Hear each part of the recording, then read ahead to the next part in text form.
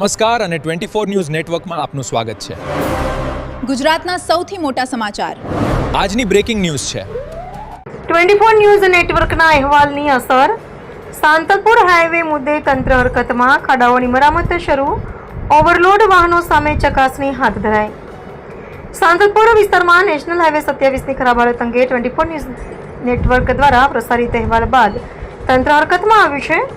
લાંબા સમયથી ખાડાઓના કારણે વાહન ચાલકોને પડી રહેલી હાલાકી અંગે મુદ્દો ઉઠાવવામાં આવતા સંબંધિત અધિકારીઓએ સ્થળ પર પહોંચી પરિસ્થિતિનું નિરીક્ષણ કર્યું હતું.